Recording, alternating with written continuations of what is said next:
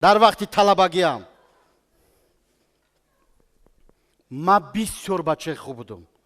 аз рӯи беодобӣ бесаводиам ҳамон қадар аз роҳбарони муассисат танбеҳ гирифта бошам ҳам, вале ба сӯи онҳо ҳеҷ гоҳ гапгардонӣ намекардам. ҳарчанд дар линейка барои гирифтани баҳои ду дар зинаи якум гузошта дар гарданам сурати сангпӯш овезанам, ба сӯи онҳо нигоҳ накарда ҳатто дар васфашон шеърҳо эҷод мекардам. эҳтиромам нисбаташон хеле зиёд буд. аз шеърҳоям ранҷида моро васф накун гӯён хафа мешуданд. шояд худашон таъби баланди шоирӣ надоштанду ба ман бахилӣ мекарданд. масалан ин шеърро гӯш кунед. معلم رنج بسیاری کشیده، مرا در خردسالیم شپیده. به ما آموختید علم و ادب را، ولی کشتید قریب از ضرب خیمچه. سپاریم امتحان از یگان فن، بها را میگیریم با آب شیشه. همین مصرع‌ها کجایش خطا است؟ این شعر تو نه وزن دارد و نه قافیه، نه معنی دارد و نه منطق. خط غلط، معنی غلط، املا غلط، انشا غلط. گویان معلم ادبیات سخنهایش را دوام داده گفت های تو کمی سوادناک شده معلم شده درس دی، انا بعد به قدر مایان میرسی، ما نان حلال میخوریم.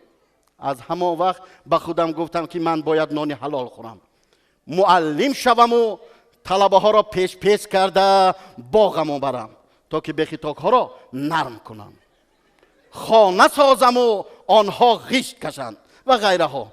با مرور زمان دانشجوی دانشگاه شدم. در مکتب میانه بسواد باشم هم، ولی دانشگاه را با بهای خوب و علا ختم کردم. تنها از فن ادبیات بهای 3 گرفتم. همونم با عیبی منه، با عیبی خودی استاد بود.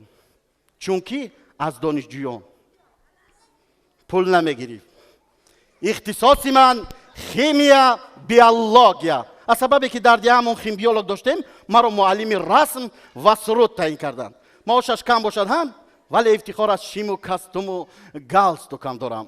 برادرم کماز دارد، پول زیاد دارد. پول زیاد داشته باشد هم، ولی سر و رویش پر از افتال و روغن چرکی متاری ماشین با لباسای جنده میگشت. برادرم با لباسای من حسد برده به من گفت ای در دنیا 2 کسب کس را گرنگ میکردگی است. یکم گیولوگ، چیز گم نکرده است و کوه را کفته میگردد. کلیتش در مرا.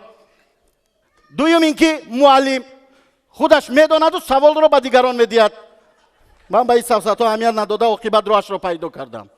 در تخته صنف رسمی سیب کشیده به تمام خوانندگان سفارش داده گفتم که خود کدام میوه را که میکشید با خود گرفته آرید. من مقایسه کرده بهایتان را میگذارم. اکثریت بچه ها بهای خوب و علا گرفتند. تنها نادرجان بهای 3 گرفت، چونکه سیبی آوردهش میدکک بود. 2 خلطه سیب را به خانه فرستادم. مادرم دیدن زمان که پسرم پولیاب شده از گفته در کورتش نغنجید. روزی دیگر باشد رسمی کارتوشکا، رسمی سیب را سفارش دادم. 1 خلطه کارتوشکا، 1 خلطه پیاز را هم به خانه فرستادم. روز دیگر باشد رسمی کرم را سفارش دادم. از این کارم راهبریت آگاه شده از من رنجید. فیشفیشی مردمم زیاده گشته، حتی گپ تا به گوش برادرم رسیده است. کرم ها را بار کرده به خانه دیرکتر فرستادم.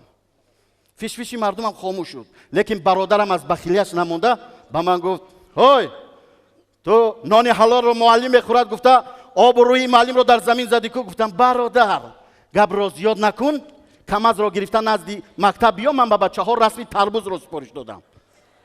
دیدی با فکرم که کماز آمد، من زود رفته تربوز ها رو بار کردنم در کار. اگر میتوانید مرحمت به تربوز